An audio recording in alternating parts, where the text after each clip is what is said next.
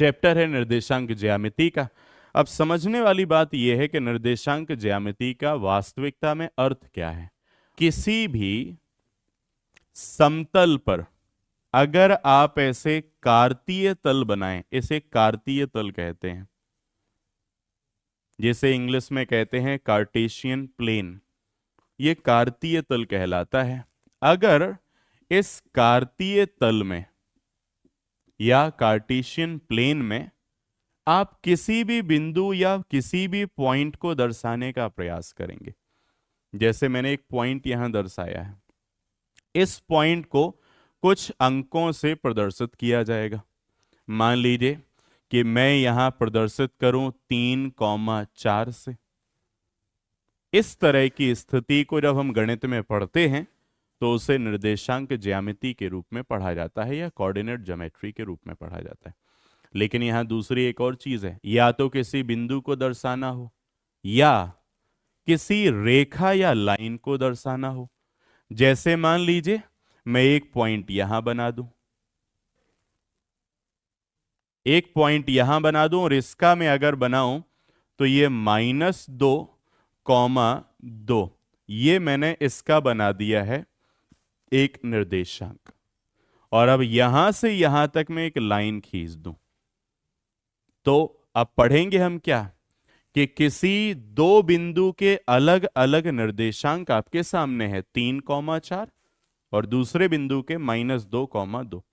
इसी को कुछ ऐसे कहेंगे कि इनसे बनने वाली एक रेखा है जिसका नाम है ए और बी। तो ए बी रेखा के दोनों निर्देशांक हमारे पास हैं, 3,4 पॉइंट ए के हैं और -2,2 पॉइंट बी के हैं।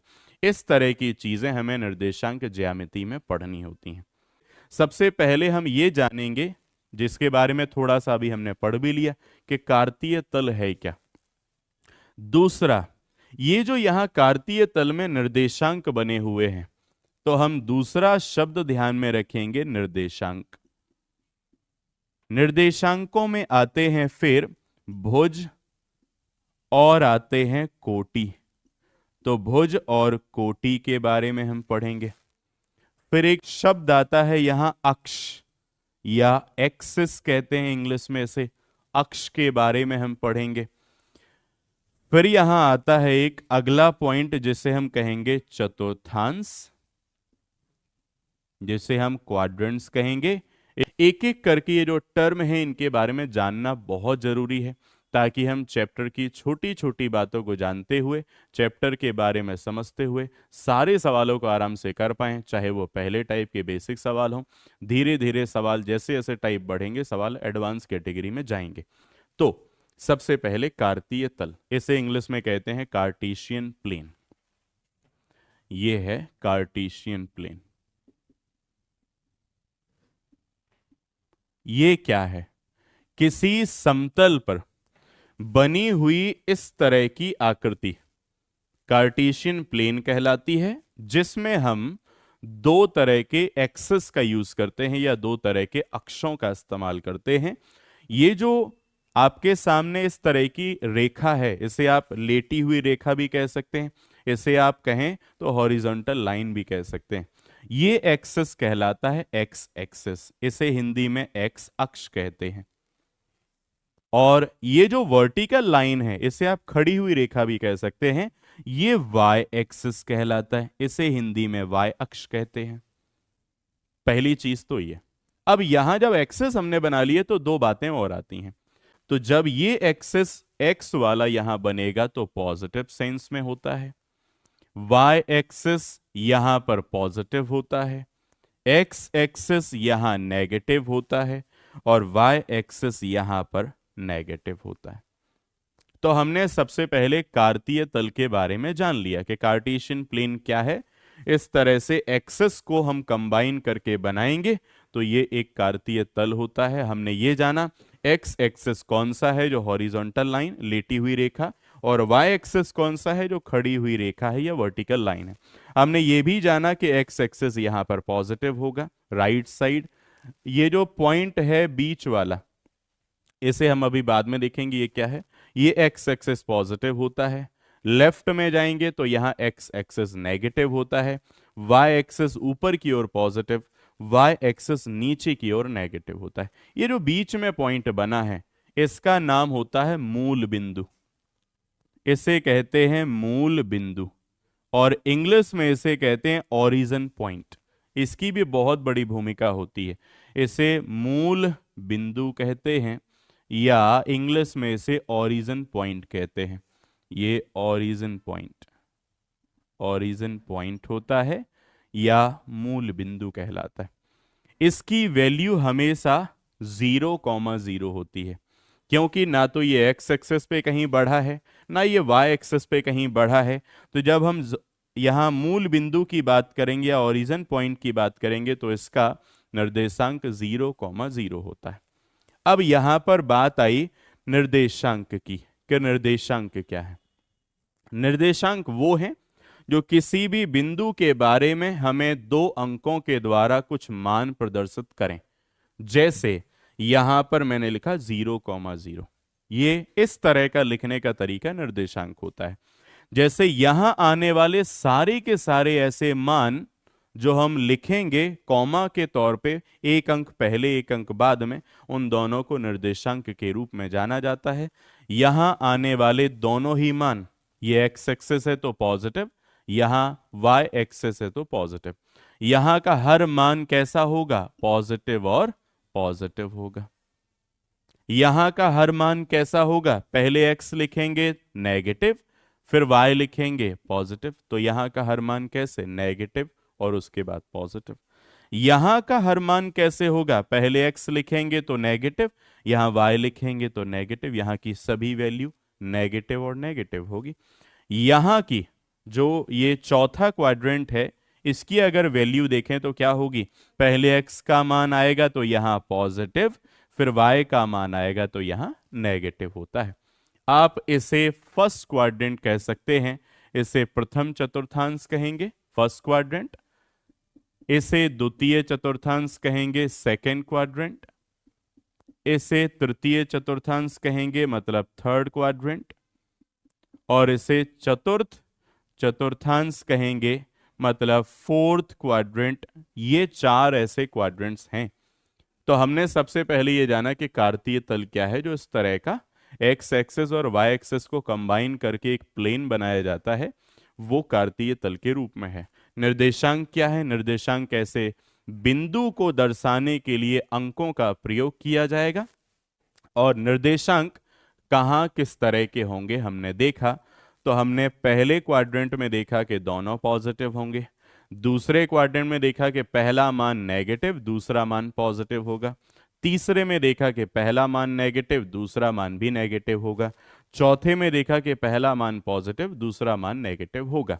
अब ये पहला और दूसरा मान क्या है, उसे नाम दिया गया है भुज और कोटि का, उसे नाम दिया गया है भुज और कोटि का। जो पहले लिखा ये भुज है, ये भुज है, ये भुज है और ये भुज है, जिसे इंग्लिश में एब्सिसा कहा गया है। और बाद में जो लिखा है कोटि, ये कोटि लिखा हुआ है, ये जो बाद का मान है ये कोटि लिखा हुआ है, और कोटि को कहते हैं ऑर्डिनेट, कोटि को कहते हैं ऑर्डिनेट। तो सबसे पहले यहां पर एब्सिसा लिखा हुआ है और फिर लिखा हुआ है ऑर्डिनेट।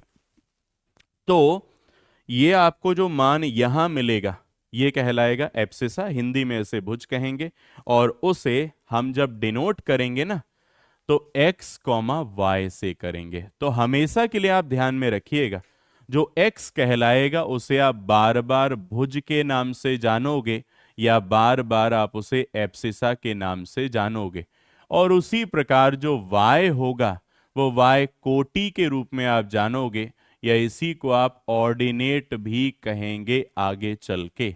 तो ये भुज और कोटि को समझना जरूरी था कि भुज किसे कहेंगे, उसे इंग्लिश में एब्सिसा होते कहते हैं, कोटि किसे कहेंगे, इंग्लिश में उसे ऑर्डिनेट कहते हैं। अब कुछ इनके बारे में थोड़ा विस्तार से चीजें हम देख लेते हैं, समझिएगा। भुज, गौर करना, भुज वो है जो एक्स एक्सिस पे हमें मिलेगा। जैसे यहां से लेके यहां तक जितने भी मान हमें मिलेंगे सब एब्सिसा या भुज के रूप में जाने जाएंगे। लेकिन एक और चीज है, यहां अगर ओरिजिन पॉइंट या मूल बिंदु से सभी दाईं ओर चलेंगे तो हमें पॉजिटिव मिलेंगे, और अगर लेफ्ट या बाईं ओर चलेंगे तो सारे के सारे हमें नेगेटिव मिलेंगे। यहां दो तरीके से इन्हें बोला जा सकता है कि ओरिजिन पॉइंट या मूल बिंदु से दाईं तरफ या बाईं तरफ जो मान प्राप्त होंगे उन्हें भुज कहा जाएगा या एब्सिसा कहा जाएगा। इसी को दूसरे तरीके से कह सकते हैं कि वाई एक्सिस से जितनी दूरी पर, देखो वाई एक्सिस ये पूरी वाई एक्सिस है, इससे जितनी दूरी पर राइट साइड मतलब दाईं ओर, इससे जितनी दूरी पर लेफ्ट साइड मतलब बाईं ओर जो मान मिलेंगे वो भुज कहलाएंगे, और उसे हम डिनोट करेंगे किससे, एक्स से। इंग्लिश में उसे एब्सिसा कहा। चलिए, तो ये बात हमारी क्लियर हो गई। अब आते हैं कोटि पर।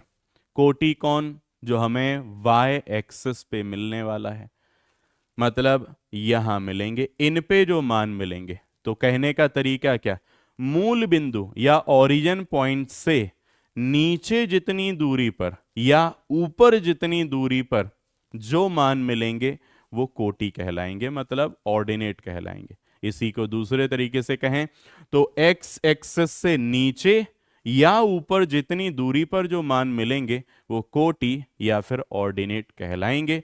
उसे हम किससे डिनोट करेंगे, y से डिनोट करेंगे।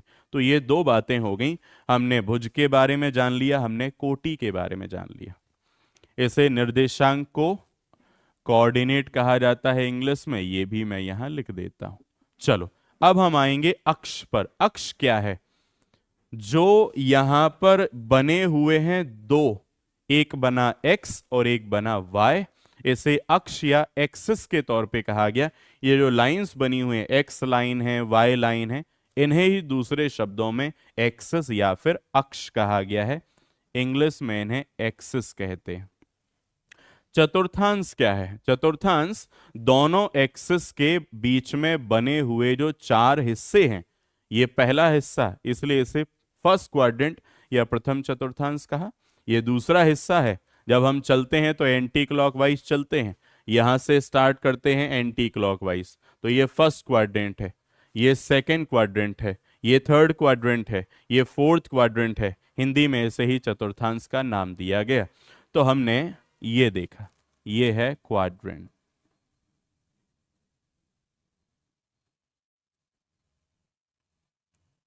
ये क्वाड्रेंट्स है। अब मूल बिंदु कौन, ये जो सबसे बीच में होता है इसे ओरिजिन पॉइंट या मूल बिंदु कहते हैं।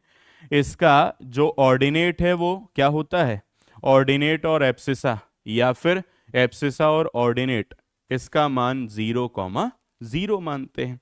तो ये मूल बिंदु है, मतलब इसे ओरिजिन पॉइंट कह सकते हैं। चलिए, तो क्या ये सारी बातें हम समझ गए? एक बार रिवीजन कर लेते हैं। सबसे पहले देखते हैं कार्तीय तल के बारे में। ये क्या था, कार्तीय तल एक ऐसा प्लेन है जिसपे हम एक्सिस को बनाते हैं, जैसे एक एक्सिस x है और दूसरा एक्सिस y है। x एक्सिस कैसा होगा, हॉरिजॉन्टल लाइन के रूप में। y एक्सिस कैसा होगा, वर्टिकल लाइन के रूप में। हॉरिजॉन्टल को हिंदी में कहते हैं क्षैतिज, जो लेटी हुई रेखा है, और वर्टिकल को कहते हैं खड़ी हुई रेखा या लंबवत रेखा जो ऊपर से नीचे तक आ रही है। तो ये x एक्सिस है, ये y एक्सिस है। ठीक, निर्देशांक क्या कहलाते हैं, किसी बिंदु को दर्शाने के लिए जो दो अंकों का उपयोग किया जाता है वो निर्देशांक कहलाते हैं। निर्देशांकों में से पहला वाला जो अंक है उसे भुज कहते हैं और दूसरे वाले अंक को कोटि कहते हैं। भुज को इंग्लिश में एब्सिसा कहते हैं और कोटि को इंग्लिश में ऑर्डिनेट कहते हैं। मैंने आपसे कहा कि भुज वो है, अब हमने इसके आधार पे समझा था, भुज वो है जो ओरिजिन पॉइंट या मूल बिंदु से दाईं या बाईं तरफ जितनी दूरी बनाए वो भुज बनेगा। उसी को मैंने कहा कि वाई एक्सिस से राइट या लेफ्ट साइड जितनी दूरी बनाए वो भुज या एब्सिसा कहलाएगा। अब हमने कोटि के बारे में देखा कि ओरिजिन पॉइंट से नीचे या ऊपर, उसी प्रकार से एक्स एक्सिस से नीचे या ऊपर जितनी दूरी बनाए उसे हम कोटि या ऑर्डिनेट कहेंगे। एक्सिस क्या है, ये खींची गई जो रेखाएं या लाइंस हैं इन्हें ही एक्सिस कहा गया या अक्ष कहा गया। चतुर्थांश क्या है? इस कार्तीय तल में जो एक्सेस बनाए गए उनके आधार पे बने हुए चार छोटे छोटे खंड या हिस्से, इन्हें एंटी क्लॉकवाइज चलाते हुए हम पढ़ते हैं। ये पहला क्वाड्रेंट है, ये दूसरा क्वाड्रेंट है, ये तीसरा क्वाड्रेंट है, ये चौथा क्वाड्रेंट है। तो ये चतुर्थांश। मूल बिंदु या ओरिजिन पॉइंट क्या है? जहां एक्सेस मिले हैं, जहां इंटरसेक्ट किए हैं, वो इंटरसेक्टिंग पॉइंट या मिलने वाला बिंदु, ये मूल बिंदु या मिलान बिंदु कहलाता है, या इसे ही कहते हैं हम ओरिजिन पॉइंट। क्या ऐसे समझ पाएंगे? चलिए, ये हम सीखेंगे अपने पहले टाइप के सवालों में। तो पहले ध्यान दीजिएगा कि अगर ऐसा कोई भी सवाल है जिनमें दो बिंदुओं के बीच की दूरी आपको पूछी है, उदाहरण के तौर पे आप मान लीजिए ये पॉइंट ए है और ये पॉइंट बी है, दो बिंदुओं के बीच की दूरी आपसे पूछी है, तो सबसे पहली चीज ये है कि आपको इन दोनों के कोऑर्डिनेट बताए जाएंगे। और अगर इस पॉइंट का कोऑर्डिनेट है तो जो पहले लिखा होगा कॉमा से वो x होगा, और जो बाद में लिखा होगा वो y होगा। उसी प्रकार इस वाले पॉइंट के भी होंगे, कॉमा से पहले जो लिखा वो x होगा और कॉमा के जो बाद लिखा वो y होगा। लेकिन दो चीजें सेम हो गई, ये भी x है, ये y है, ये x है, ये y है। तो इनको अगर अलग अलग हमें जांचना है या देखना है तो इसे कहा जाएगा x1 y1, इसे कहा जाएगा x2 और y2। और अब इनके आधार पे बनेगा फॉर्मूला। तो कैसे बनेगा? ए बी के बीच की दूरी।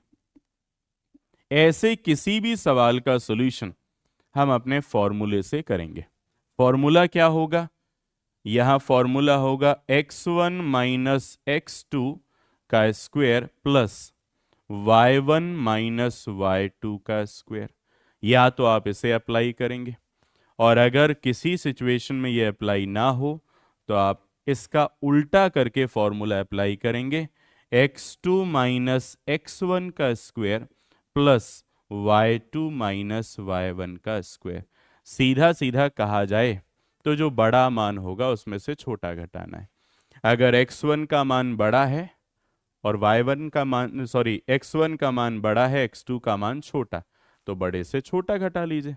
आपको लगता है x2 बड़ा है तो यहां आ जाइए, बड़े में से छोटा घटेगा, बड़े में से छोटा घटेगा। तो ये विशेष प्रकार का एक फॉर्मूला जिससे आप ऐसे किसी भी सवाल को सॉल्व करेंगे। और अब लेते हैं हम ऐसे एक दो ऐसे कुछ सवाल। चलिए, तो पहला सवाल है, बताइए कि 4,4 और 3,3, 4,4 और 3,3 दो बिंदु हैं, इनके बीच की दूरी क्या होगी? इनके बीच की दूरी क्या होगी?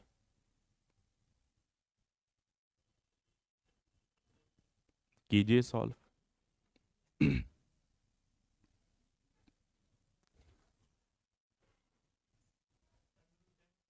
√10। अब इन्हें सॉल्व करेंगे, तो सॉल्व करने के लिए आपके पास फॉर्मूला है, डिस्टेंस मतलब इनके बीच की दूरी आपको निकालनी है। आप क्या करोगे?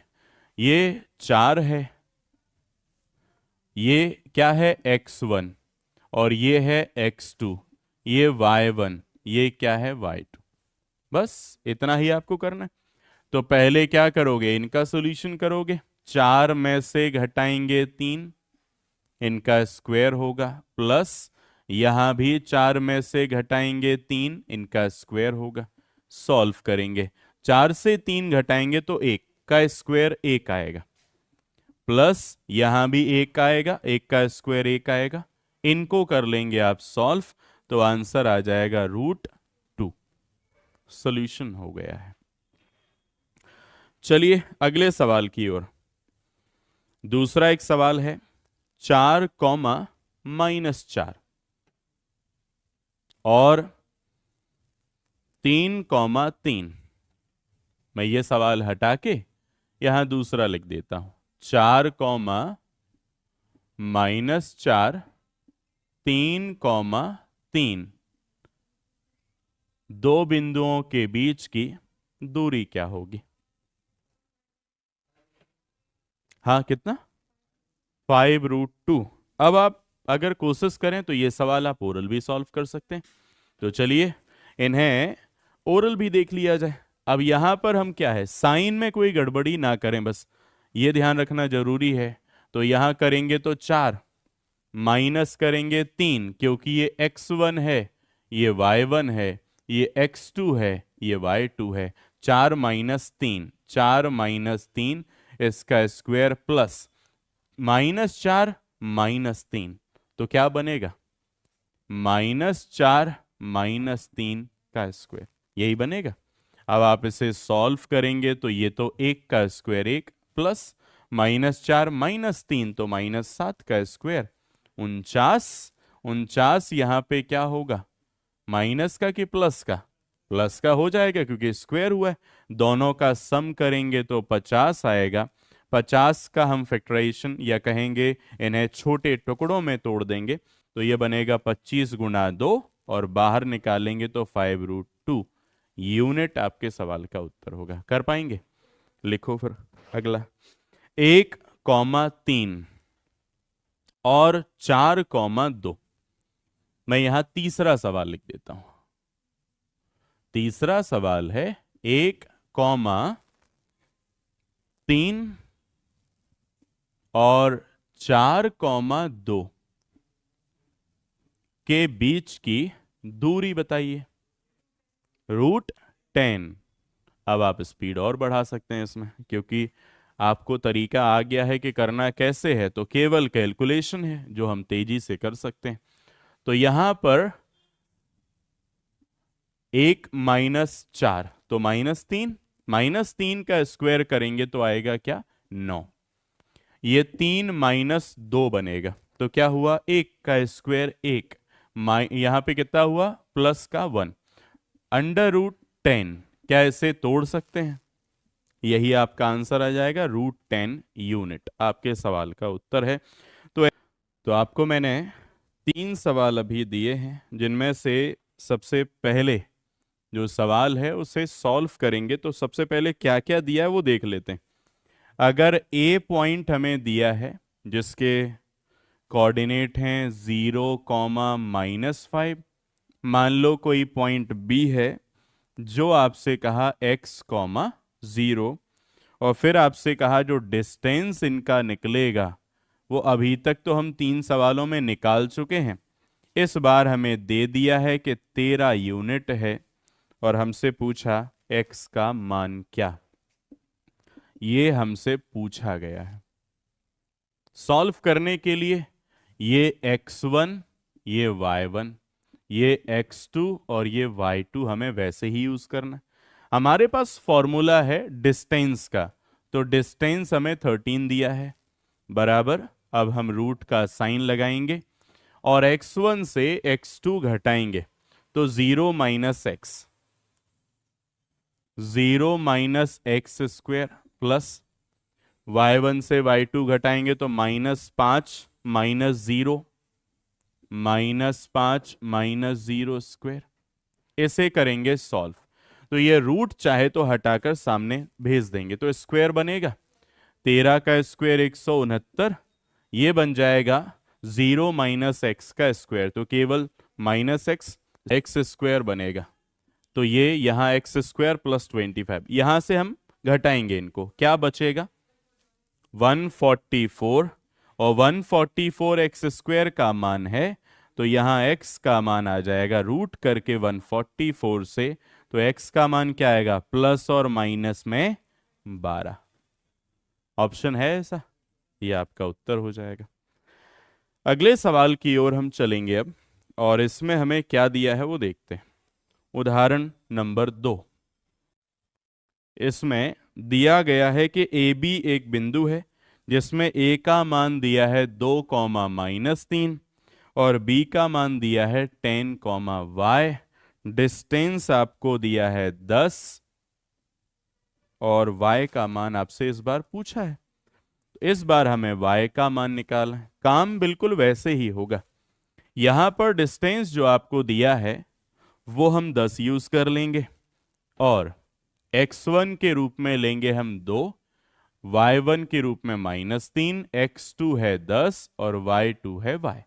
सॉल्व करेंगे तो क्या आएगा, 10 बराबर आ जाएगा। अब x1 का मान कितना है, 2, और x2 कितना है, 8, सॉरी 10, तो माइनस का कितना आएगा, 8, उसका स्क्वायर कर लेंगे 64, प्लस यहां -3 और -y, -3 -y का स्क्वायर होगा। ये यहां से जाएगा तो 10 का स्क्वायर 100 बनेगा, माइनस हो जाएगा क्या, 64, बराबर हो जाएगा -3 -y का स्क्वायर। तो इनका हम कर सकते हैं रूट, घटाने से क्या आएगा, 36, 36 का रूट करेंगे 6, -3 -y, यही होगा क्या।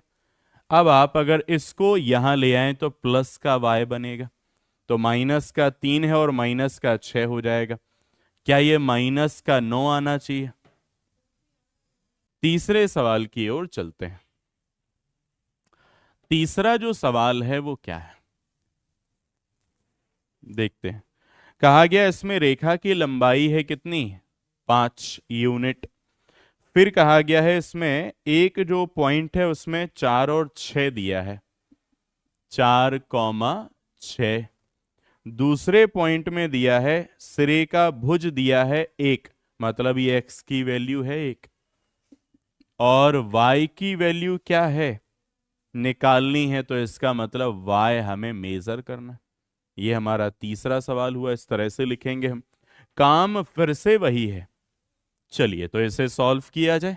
ये लिखेंगे हम 5 बराबर, रूट के अंदर आ जाएगा x, ये x1 है, ये x2 है, ये y1 है, ये y2 है। तो 4 - 1 मतलब 3 का स्क्वायर क्या होगा, 9, प्लस अब यहां पे हो जाएगा 6 - y का स्क्वायर, ये हो जाएगा 6 - y का स्क्वायर। सबसे पहले ये रूट हटेगा तो स्क्वायर जाएगा, 5 का होगा 25, ये प्लस में 9 है तो माइनस होगा, बराबर 6 - y का होगा स्क्वायर। 25 से 9 घटाएंगे तो क्या होगा, 16, स्क्वायर है, अगर इसको हटाएंगे तो रूट आ जाएगा 16 का, बराबर 6 - y। और यहां पे आ जाएगा 16 का रूट 4, ये 4 बराबर 6 - y, y यहां लेके आ जाइए, तो यहां 6 - 4 बराबर कितना, तो y का मान यहां से 2 आ जाएगा। ये हमारे सवालों का उत्तर है। इस प्रकार हम ऐसे कोई सवाल जिनमें केवल और केवल हमें रेखा की लंबाई बतानी है या कोई दो पॉइंट के बीच की दूरी बतानी है कर पाएंगे। क्या हो जाएगा आपसे।